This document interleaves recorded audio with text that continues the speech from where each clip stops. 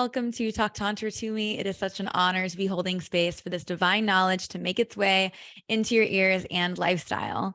Today, I am joined once again by the love of my life, my fiancé, Andrew Lloyd Watkins. Thank you for being here.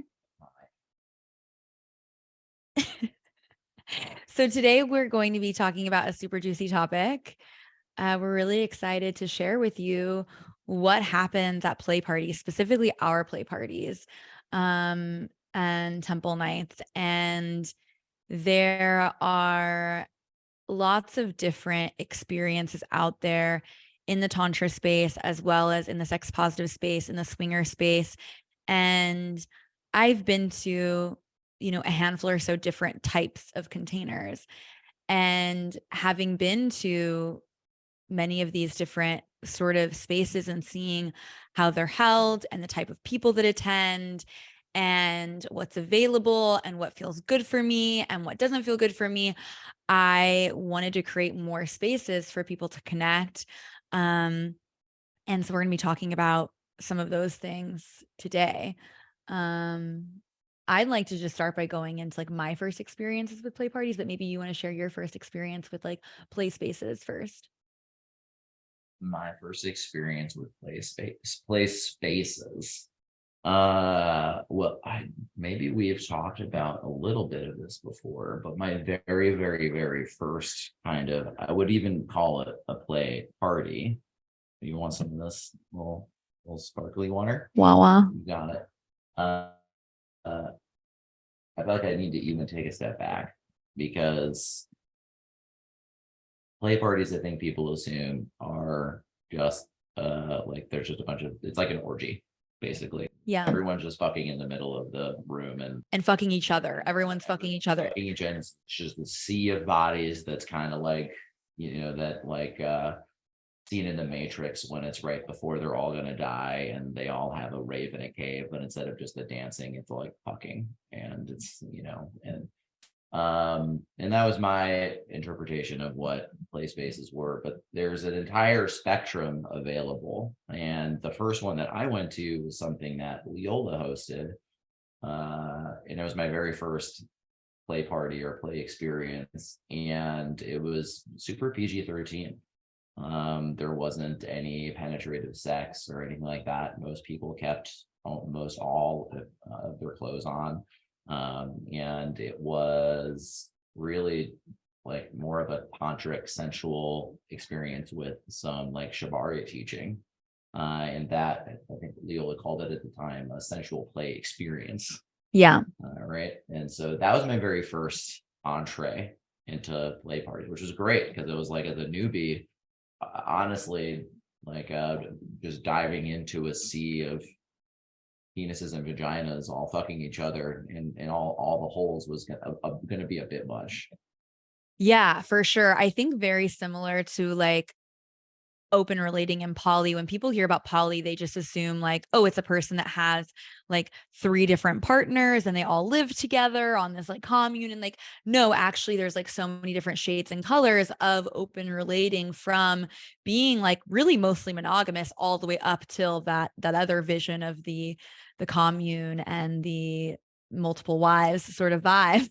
And the same is true for play parties and play experiences. There's lots of shades and colors, and there's many ways that you can experience them as well. And there's many, there you can, regardless of what the play experience looks like or the play party looks like, just the energy that you bring into the space and the intention that you bring into the space also very much shapes your experience as well. So for me, I had been in like, very impromptu sort of like sexy snuggles plus experiences like in my teens and 20s, early 20s. And when I moved to LA was when I first started going to play parties and like tantra workshops more. And that's where I started to see, wow, like there's a range here of possibility. And one of the first like all out play parties I went to was this group in LA, and it was very much like sceney. Like it definitely wasn't Tantra. It wasn't branded as Tantra, and it wasn't Tantra. It was very like very well done, like a very immaculate, beautiful production quality. They rented like amazing venues and they had performers and they had a screening process, but their screening process was really based on like how hot and wealthy are you? So it's like either you're super fucking stunning or you're like buying your way in basically. And you know people. And I had a couple of like friends of friends that were performers, and that's kind of how I got in as like a single woman. Their ticket pricing is like $1,200, $1,200 for just like a single ticket. And as a single hot woman, of course, I got to go for free. Um, I was gonna say you were also hot and young.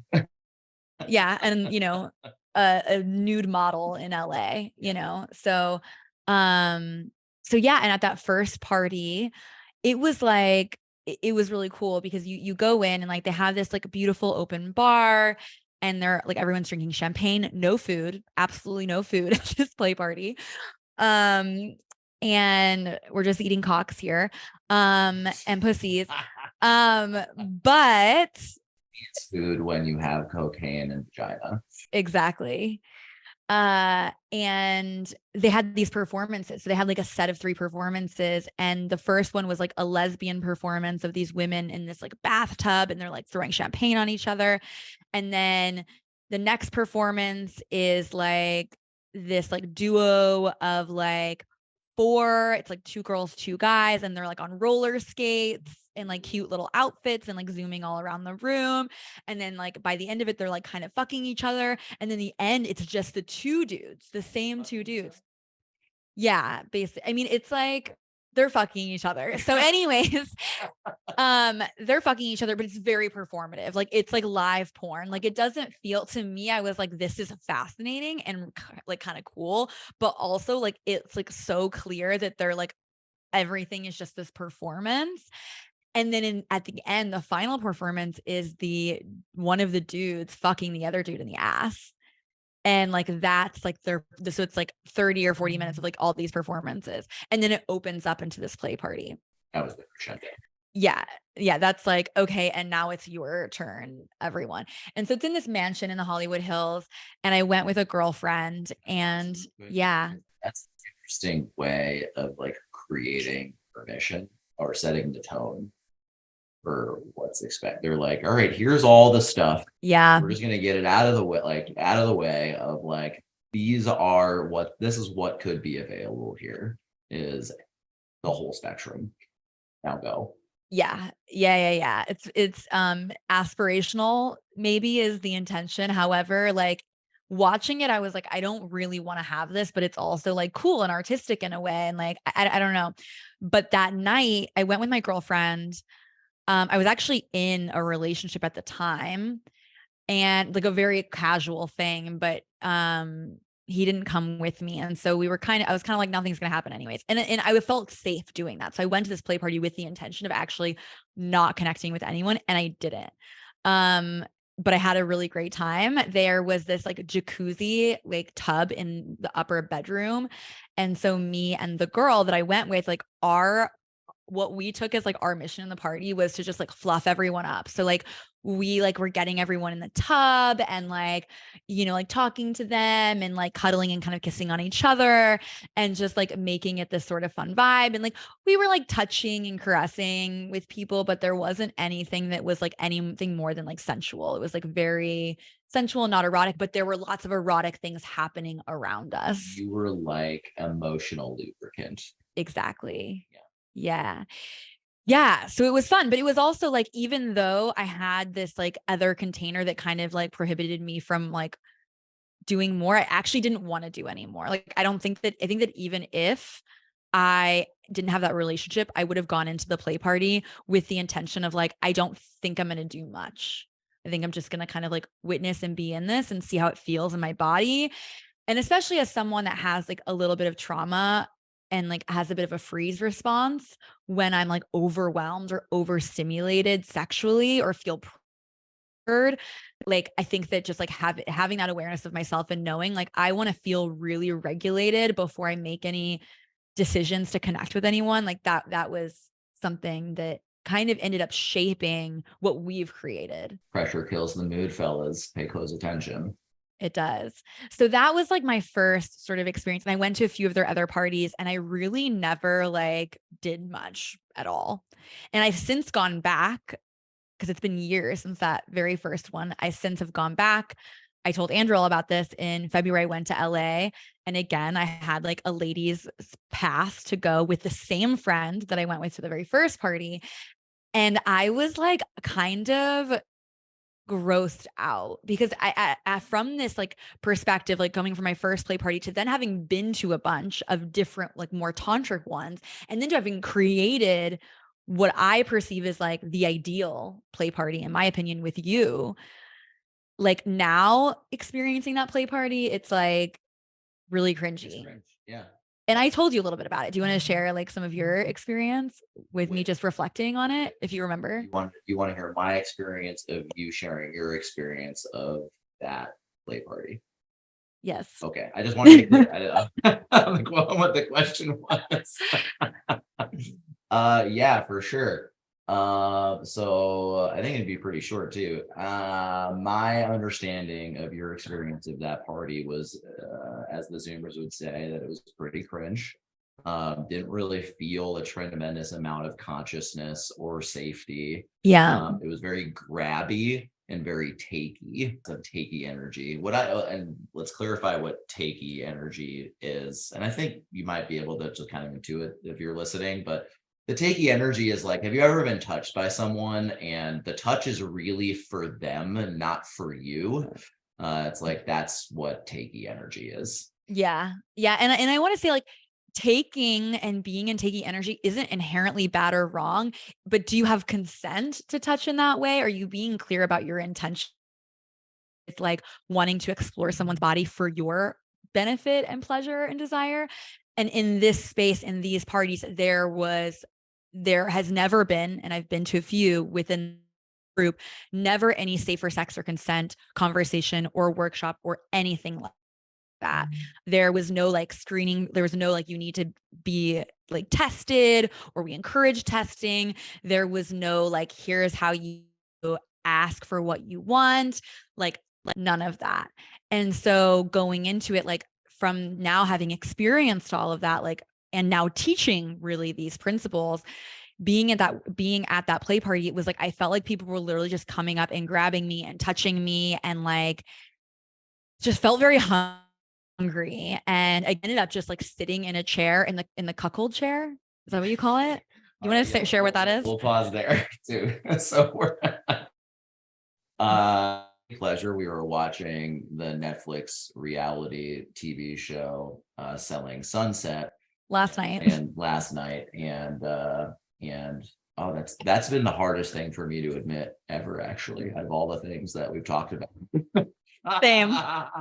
Andrew's a little bit of a reality TV like drug pusher. Like I never watched reality TV until I like started dating this man, and he's pushed me into the drug into the drug of reality TV. To blame others and refuse to take accountability for their addiction. I'm holding it. But I do get addicted to the shows. And then I'm like, I can't watch this ever again. I can't watch any more reality TV. And then Andrew convinces me. The good news is they're finite and that they have stop. But anyway, yeah, watching this this episode, and we're going through the master bedroom of one of these like insane LA mansions, and it's this beautiful bed with a view, and then in the back corner of the bedroom facing the bed is another chair. And I'm thinking to myself, like, what is the purpose of this single person chair in a bedroom with a king size bed and literally nothing else. Yeah. And then I've heard it referred to as the cuckold chair. And it's so often in like hotel rooms and things like yes, that. Exactly. The hotel rooms also have the cuckold chair and it's facing the bed. Yeah. It's just like that one solo chair. So you can watch your wife get railed by a complete stud bull of a man. So I took the cuckold chair at the last play party that I went to in LA in February. It was actually, they rented out this boutique hotel, the entire hotel, and each room in the hotel was like a different sort of theme. And so in one rooms at like later in the night, there was like 4 or 5 people kind of on the bed. And I actually started kind of being in it. And immediately I was like, oh, not feeling it. So then I went and just sat in the cuckold chair and really just watched my friend get off amongst a pile of other little strangers and performers. So yeah, I mean, it was hot. It was, I was like, this is where I belong tonight.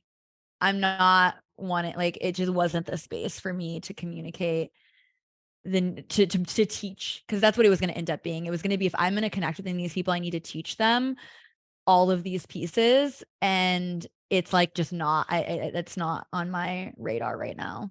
You know what your experience reminds me of? It's like you ever watched a like older movie or TV show and then they kind of do some cringe shit, which you don't like do anymore. It's like watching Sex in the City now.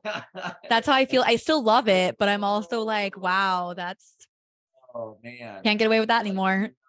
Nor would I want to. Yep. It's like, oh, and that's kind of my interpretation of how it felt for you. It's that after, and have you gone over like spread and stuff like that on the podcast before? Yeah. So it's like, Yeah. it's like having a conversation where my desires, fears, and boundaries are all on the table. And it's very clear what my relationship status is and what this situation is going to mean for me. And my just looking up that number for people. So just keep on chatting. And then going and you can look at it. Yeah. So if you're interested in like understanding how to have these conversations, first of all, the best thing to do is just to like honestly come like apply for one of our retreats or parties.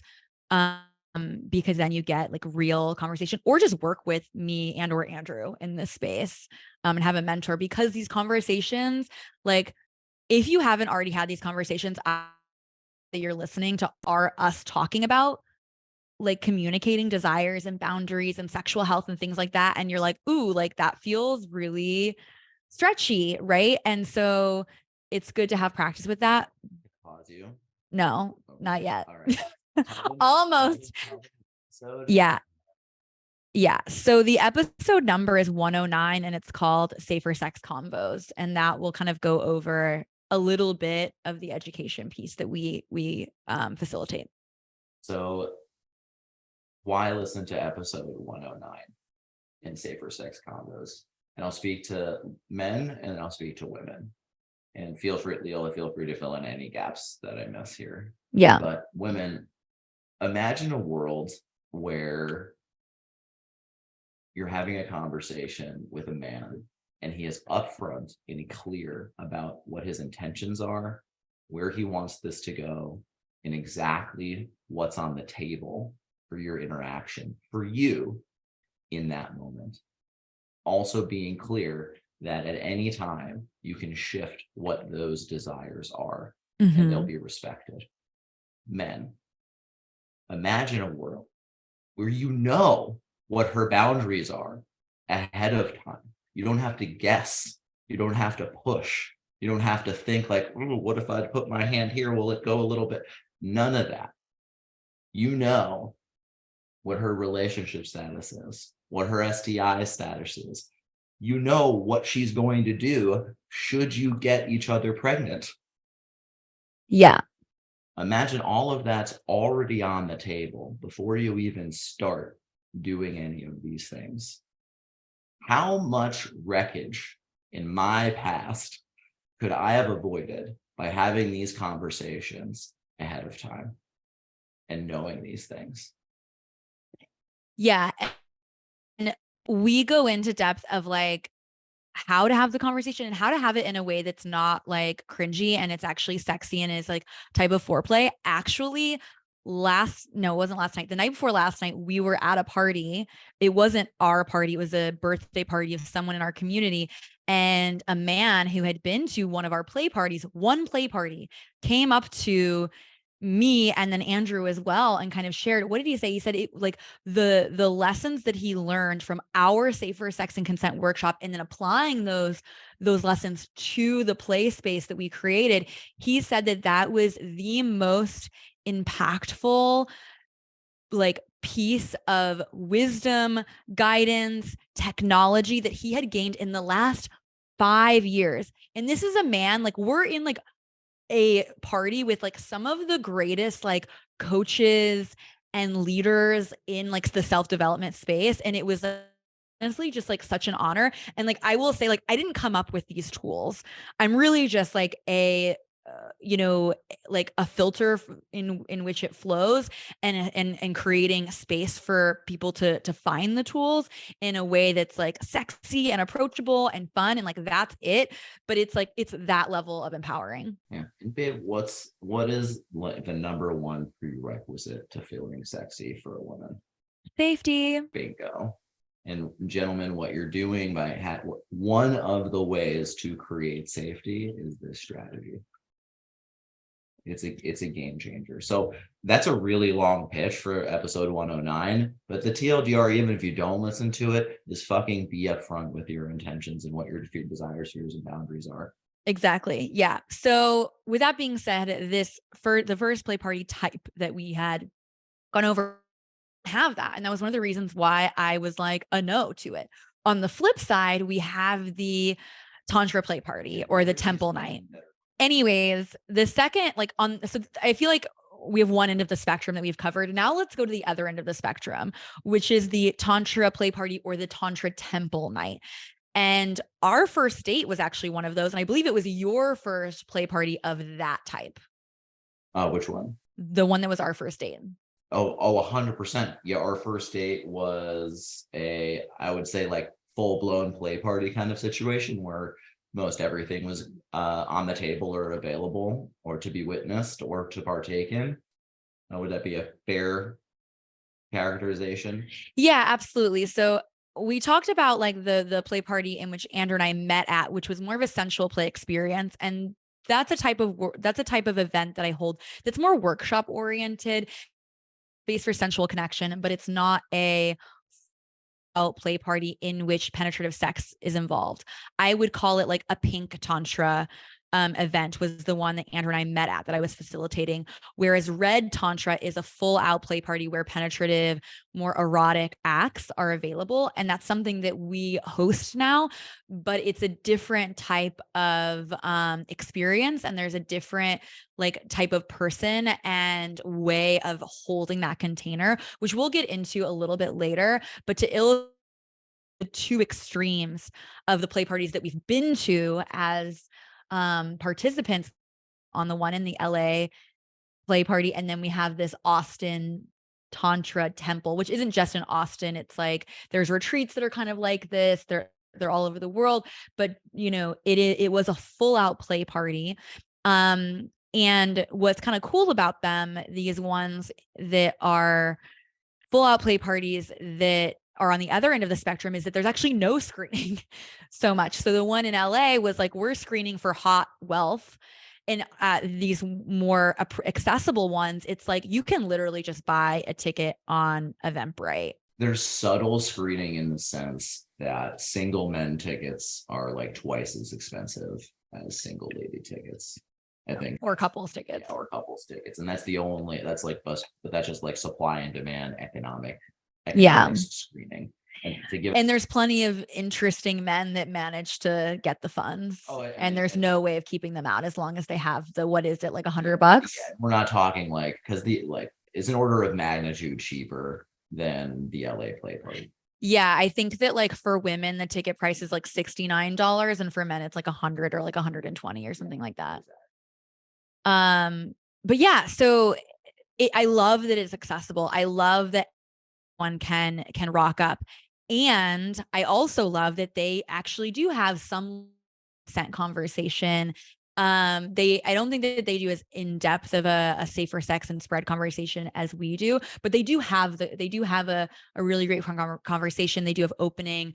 There's lots of people there, and there's lots of different types of people there as well. And I will say, because of the fact that it's accessible, there's people at all stages of their journey. There's people that have been doing this work for, just as long as I have or longer. But there's also people that, like, this is their first experience with Tantra. This is their first ever play party, etc. And again, I think that's really important.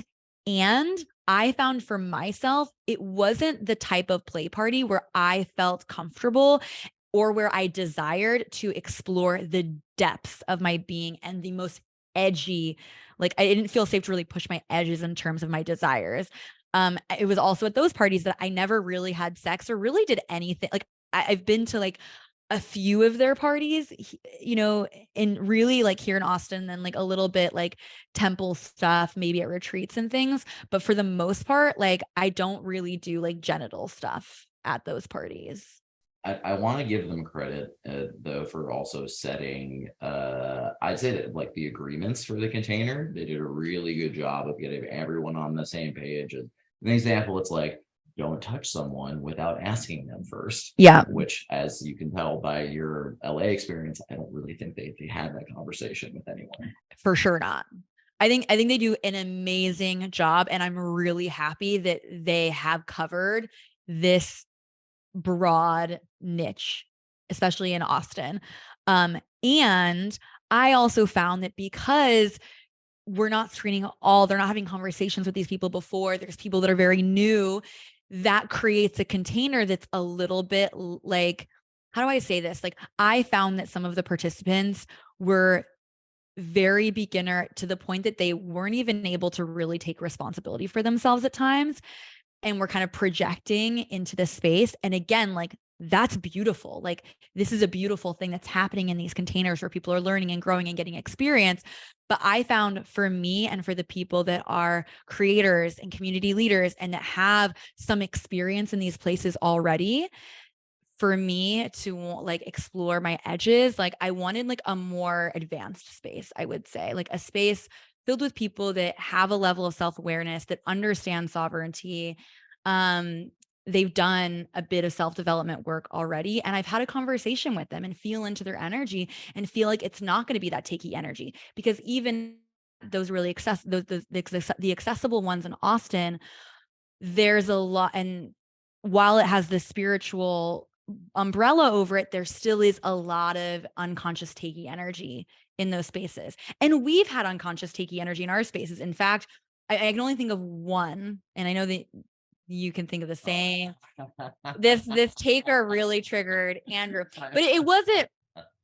But And it wasn't, and I will be very clear. Here's the thing about one, I want to be clear on takey energy too. It's like, Leola touched on this a little bit, where it's like we're giving a lot of shit to takey energy, but yeah, takey is super hot if both people are into it. Some people are like, yes, I love when Andrew has takey energy and they're like, yeah, and it can be mutually hot together, if you're consenting. consensually, and exactly, there has to be that agreement already, and it's also not just physical. I want to Yeah, be clear. It's not like I'm grabbing your ass without you asking me. yeah, Um, Although that is takey, um, it can also be energetic. yeah. And I'll give another example. Have you ever been in a group scenario where everyone is doing the group thing and there's one person that's being like a about it? They're not even talking. They're just kind of being like out of the group, not really participating. You can tell that they think that the exercise or the group thing is stupid and just not participating. Yeah. And we can feel the energy shift that they're off. That's Yeah. takey. Yeah, and I'll be clear, even the one experience that we're talking about at our party where it was takey, it was consensual. I just bring it up because it was triggering. Um, like, I consented to that energy in the moment. But anyways, the point is that in regards to these play parties, it was like, okay, like, there's some things that I like here about these accessible Tantra temple nights, especially here in Austin, but there's some things that I would do differently. And the things I would do differently is screen to some level, not for hotness and wealth, more so for like, what are you passionate about and what are you bringing into the world and what experience do you have in these spaces already? What is your energy bringing? What is your aesthetic? Like things like that. How high on life are you? How tapped in are you already? How responsible are you? What is your real intention for coming? And so every person that comes to our play parties, we are either already know personally or they've been referred by someone in the community, and I've had a conversation with them and dropped in and asked these sorts of questions. Another thing that we do at our play parties that I feel is different and unique is that we do have a safer sex and consent workshop, but we don't make people do it every single time. So with these more accessible play parties, and what happens is at every single event, you have to sit through the same 30-minute to an hour long spiel around how to have these conversations. And it's like, if you've done like this work, if you've already done a bit of work in this space, it gets really annoying and redundant, especially if you're going to these events really to just play. It's like, I came to play, I already know this, and I want to start playing. So what we do is we have all new members. The community that we've created is called Naked Soul Society. And so it's a society, it's a group. And for all new members, you must attend one safer sex and consent workshop before your first play party. And those occur at the beginning of each play party. So basically, if you're new, you just arrive a little bit earlier and you do the consent workshop. And then we have an opening circle with, all the returning people arrive by a certain time, and we kind of drop in and do our little special sauce. Yeah, that sums it up.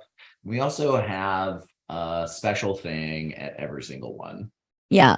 So sometimes there's performances, sometimes there's during Christmas time, we had a white elephant. And I don't want to give away too many of the other things that we do. Yeah. Speaking of the white elephant around Christmas time, which white elephant is like a gift exchange sort of activity that you do at Christmas, we did it our own little way.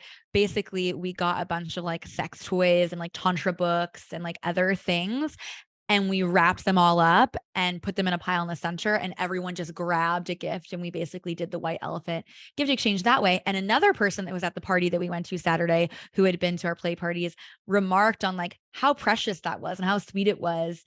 And it's just like simple things like that I think make our party, like there's always like a little extra sparkle. And that's all you. Honestly, for for me, I'm always like, why? Like, I'm such the like Ebenezer Scrooge when it comes to those other things, and Leola really puts the pizzazz. Yes. And we wouldn't be here and we wouldn't have these really if it weren't for you. Like I had been wanting to have like full out play parties for a while. And you had been to my Central Play experiences. They were at our friend's house.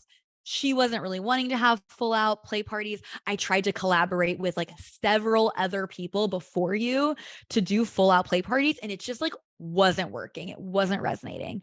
And it was while you were at level 1 ISTA that I was like, I really want to do this. And I really want to do this with someone. And I'm like crossing my fingers that Andrew comes back from ISTA and is like, I get it. I love this. I want to make more of this in the world.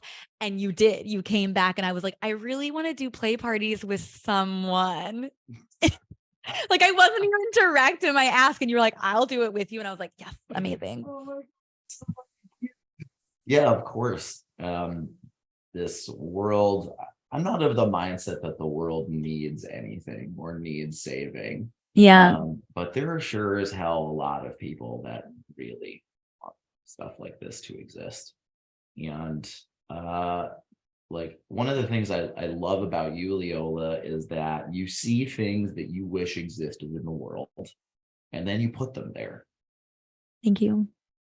And that is a rare and unique ability. What's very common in my experience is folks discovering what they wish was in the world. Yeah. And that is where, and including myself, and that is where 99.9% of people stop. Yeah. And you continually go, I wish this was here, that was here, this other thing was here, boop, boop, boop, boop, boop, down the list, and create and create and create and create and create and create. Sometimes it's frustrating because I'm like, babe, can we like stop creating some stuff so we can like just hang out? Yeah, it's tough for me. Anyways, I'd love to talk more about like what actually happens at play parties though, as well. And at this point, I think that like we've shared a little bit about different types of play parties. And now I'd like to talk a little bit more about like our play experiences, including Naked Soul Society, but also at our Tantra retreats and, you know, other things that we dance in. So sure, yeah, I'd love to then set the tone, right? So let's talk about hours and what happens at hours. So now I'm going to start at the start. So now everyone who's there is on the same page. They have the same vernacular. They have the same tools. They've been pre-vetted to be high on life already. And then the container opens. And so that's the fountain there. There we go. The ground has been set. Go ahead. Yeah. So to clarify, we've already done the safer sex consent workshop. We have a little, oftentimes, or really always, we have an opening circle of some kind. People drop in and connect with one another. And we use various tools of Tantra and shamanic sexuality and authentic relating to facilitate that. And then things start happening. People start connecting.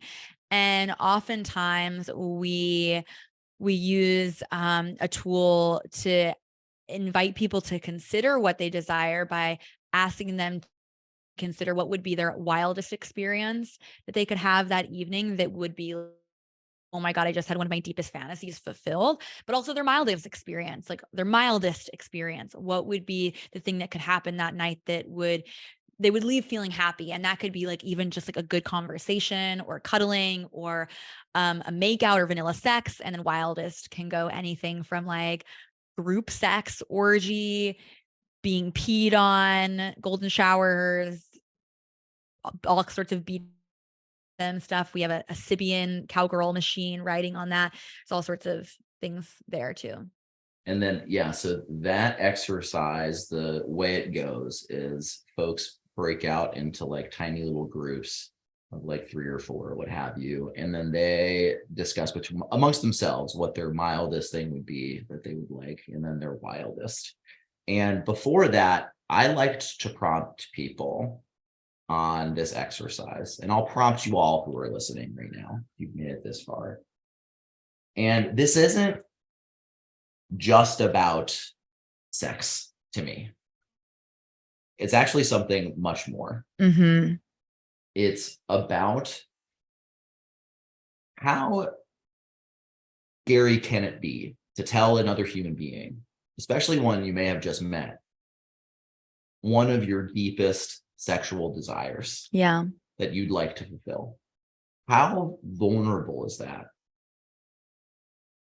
Now, how many times in my life have I been a place where I wanted to express a desire I had, but it was very, very scary and very intimidating? Let's say I wanted to ask for a raise. Let's say I want to have that conversation with my partner that it's not working. Let's say it's that beautiful woman at Whole Foods looking at the rutabagas. Or even something as simple as like, I would like extra, or like you're in the subway line. You used this analogy once, and I love it. You're at Subway. No, I don't go to Subway. I don't know who goes to Subway anymore, but you're in a line to make your sandwich and they put like 2 measly tomatoes on and you're like, I want more tomatoes, but do you have the self-worth and the tools to feel strong in communicating the desire to have more tomatoes? A lot of us don't. In practicing, like if you're able to like ask for what you want at a sex party and you're around other people that are creating evidence of that possibility, it's like your whole life, it's like this stuff touches every part of your life. How I do one thing is how I do most other things.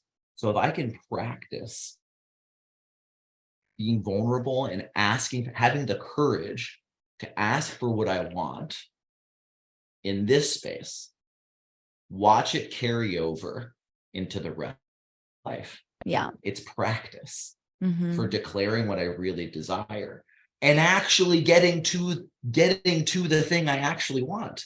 How many of you all have had experiences where someone asks what I want And there's a surface level response, a surface level answer. And then I think about it a little bit longer and actually, holy shit, I've been justifying under layers of stories and bullshit of fear of a thing that I actually, of the thing that I actually really want. Yeah.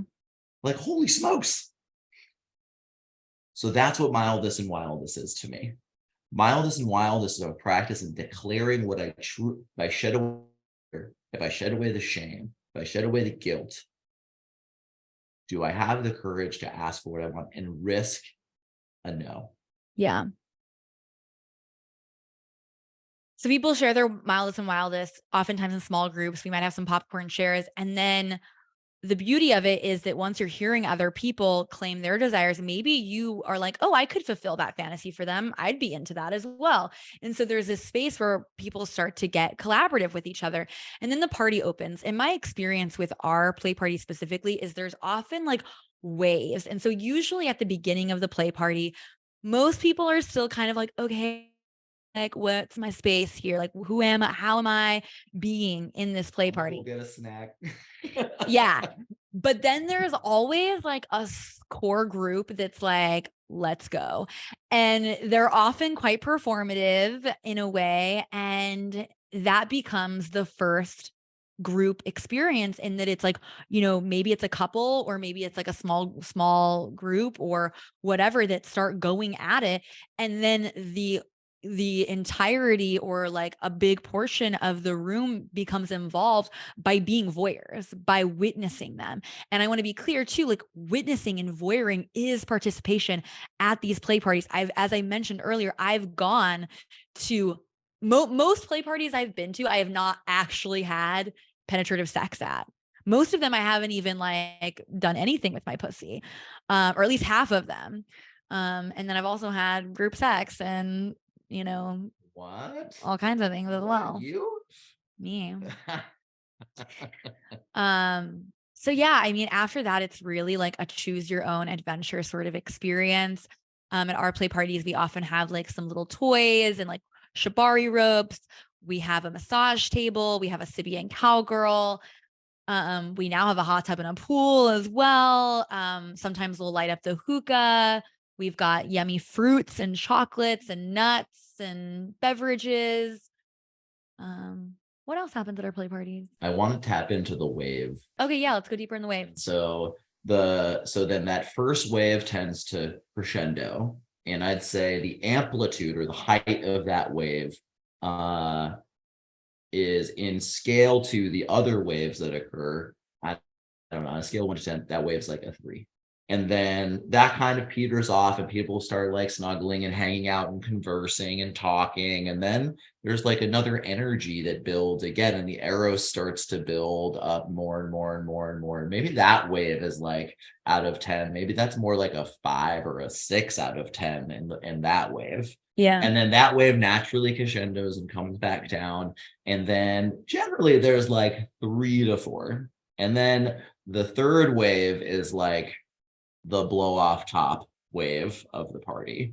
And by this time, maybe a few people have actually left and they're like, Yeah. I feel good. Like I had a great time. I'm going to go.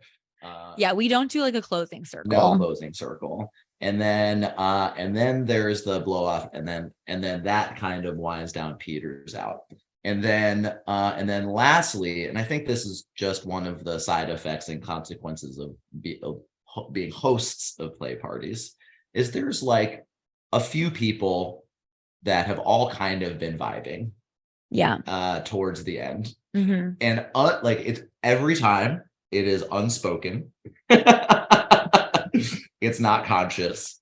And there's like 6 to 8 people that have all kind of been eyeing each other all night long and may or may not have actually really even been interacting correctly. Yeah. And as the party seems to be coming to a close, people are sitting in the glow of the quote unquote after the party. And then everyone kind of just starts to look at each other. And they're like, so like, is this gonna happen, or do you want to do some stuff? And we have a group conversation. Yeah, and I want to be clear as well, like it's like no expectations. That's my expectation, or that would be my suggestion going into any play party, and especially ours, that it's like just feeling into what's available. And again, that's where like getting clear on the mildest can be really powerful as well, to see like how can even the softest or the most like simple experience be the most profound. Because it's also like our parties are not just about just like everyone having sex. It's not just a sex party. It's called Naked Soul Society because our intention is to empower people to courageously commit to the nakedness of vulnerability, authenticity, and divine love. And you'll notice in that there's actually really nothing about sex, but we also recognize that this energy is innately holistically part of us and is liberating and can be very powerful for transformation. It can be very powerful for building love and connection and showing ourselves vulnerably.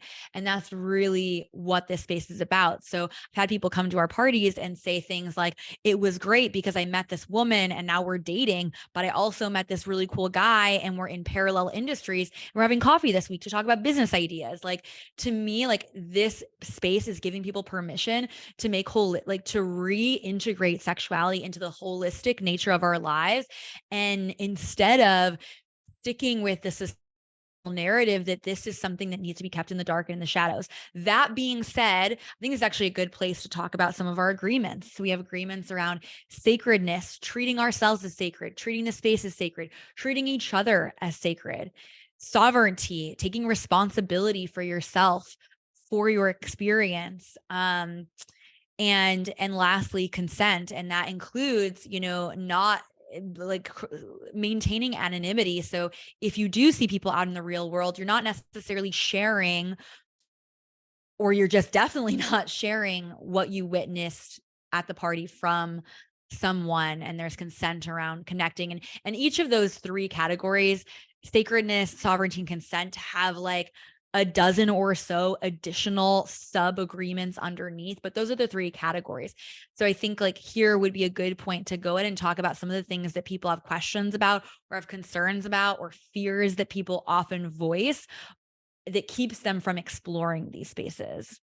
Because I think that like the last thing I want people to do is to like hold back from having this experience out of fear, when like really this could be like a deeply healing and liberating experience. So you're one of the best people to talk about this because you had concerns.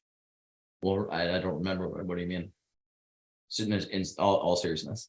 Like anonymity has been a big piece for you, and like, with your job and like, wanting to make sure that, especially in the beginning of your journey, that you would have an experience that wasn't necessarily going to affect your other parts of your life. Yeah, it wasn't even real in the beginning. It was more of not even my work. It was just socially. Yeah. I was like, what would my friends think of this behavior of mine? Yep. Which I'm like, I'm kind of giggling to myself. You've blasted through that. It's just because I also get it, right? There is a bias and people don't know what it actually is. Mhm. We all talked about that at the very beginning. They think it's just a Roman sex orgy with like goats being roasted in the center of the room, and we're all like fucking feasting on grapes and goat flesh and fucking oily orgy stuff. And Oily orgy stuff. it's just not what this is about to me. Yeah. And done properly and done well, this is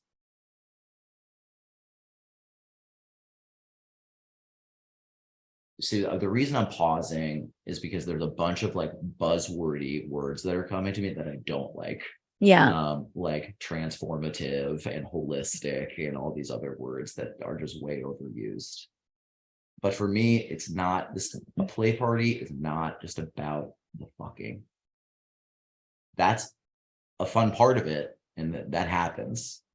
But some of my favorite moments at these parties have been connecting with other individuals.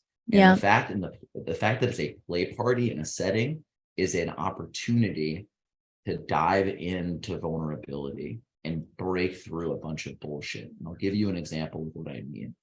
Have we all been on like a coffee date or a dinner party where the conversation is like, I like want to rip my eyeballs out because it's like, I don't want to talk about the fucking weather.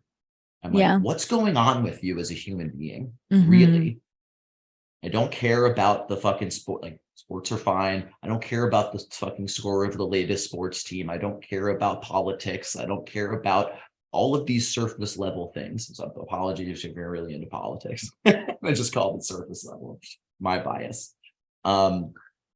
I want to know what really makes this human tick. And I'll tell you what, being naked around a bunch of other people, which are all intimate with each other consciously, really quickly sheds away all of that surface level bullshit and Yeah. really helps dive in and connect with my fellow human being. Mm-hmm. And I'm not talking about just sexually, I'm talking about a human bond with another person. Some of the best times I've had were not sexual connections. Yeah. And that's what play parties mean to me. That's the end of my book report. Thank you. Thank you. A plus. Yeah, I feel like we're starting to come to a close. So I want to go over a couple of things. One of those is, if you're not in Austin and you're looking for these sorts of spaces, my recommendation, there's on Facebook, there's like groups around Tantra, like Tantra events worldwide or something. Join those groups and get curious. Another big thing is to really get into the communities, and like what you can get from one party or experience or workshop is not really it. Like going to a retreat or a training of some kind is highly recommended if you're wanting to kind of get into these spaces, because you get a much deeper, profound education to prepare you for these like one-off parties. And also you're getting community too. And so we have retreats a few times a year, the Tantra Love retreat. It's on my website. I'm currently launching a just women's retreat, which also has bits of sensuality and sisterhood. The first one's going to be in New Orleans in October. It starts on Friday, October the 13th. Very excited about that. You can also find that under the events tab on my website. So those are some things I recommend. And then considering some of the other things that people have concerns about before going, I would say there's lots of people that are single and are afraid to go because they're like, am I going to find someone to connect with? Maybe you will, maybe you won't, but you're going to have a beautiful experience either way. At our play parties, we do keep the gender ratio neutral, meaning we have about the same number of men and women. We have singles and couples. There's couples that come and they say, well, we're monogamous, or we're mostly monogamous, or we've been monogamous up until now, and we're kind of curious about exploring more. This is an amazing space to do that as well. We have couples that really just interact with only each other, or watch, or maybe invite one person in, but have pretty strong boundaries around how they want to connect with others. That's totally welcome. In fact, I love having that energy in the space, because to me, I think it's really valuable to have all different shades and colors of relating style in the container to create evidence of what's possible, and also how we can all coexist and respect one another for our relating styles as well. Amen. Amen. I feel complete. Is there anything you want to add on this? Yeah. And then what if someone wants to come to one of your events? Right? Yeah, that's a great question. So as I said, if you come to talktantrajumi.com and then click the events tab, or talktantrajumi.com/events, you'll see all of the events we have. And as we mentioned earlier in this podcast, the play parties are not for beginners. They are application based. So take a look at that. Feel free to apply, even if you feel like you're more on the beginner end, and we can have a conversation. And if not, I can also recommend some other containers that might be a better fit. I also recommend our retreat is a great space. It's also an application, but it's a little bit more friendly to beginners, and it's also a 3-day experience, which is incredible. And then there are other events that I often have that are really more beginner. Maybe they're a sensual play experience, maybe it's tantra yoga, but those are more accessible and you actually don't have to apply, and you can just buy a ticket. And that's a great way to, again, start building the experience and to also build a relationship with us potentially as well. But yeah, I mean, who is Naked Soul Society for? Specifically our play parties, I would say what we're looking for is we're looking for some level of self-awareness, of having already been on a journey of growth and expansion, having the ability to take responsibility for your experience, being sovereign. It is a, younger environment. We're looking for people that are creative, that have an aesthetic. We're also, what else would you say? I dig into what personal responsibility and routine means. Yeah. Do you want to go into that? Yeah. So let's take the play party out of the equation, and I'll just use another example. If I'm at just a regular party and I show up and I'm like, this party sucks, that's probably not a great applicant for the party. Someone who shows up to a party and is like, what can I put into this to make this awesome? Or maybe this party, I'm not really vibing with it, but what can I do to shift this? Can I spark a conversation with this human being over here? Or do I just sit in the corner and wait for the party to happen to me? Yeah. Those are examples of taking responsibility. Yeah. Thank you for speaking into that. And I will say as well, so again, I recommend our retreats, but ISTA is also a great container that is accessible as well. And I would recommend that one too. Yeah. So any final words on play parties? Yeah. If you're going and you're going by yourself, like first off, kudos to you. That is like the courage and vulnerability just to show up and experience that. Like, I love that. I'm so happy that you brought that in. I think that's the perfect thing to end on. So thank you for voicing that piece. And thank you to the listeners for tuning in today, for opening yourself up to this sensual, sexy, taboo conversation. Have a sexy and spiritual week. And we'll catch you next time on Talk Tantra to Me.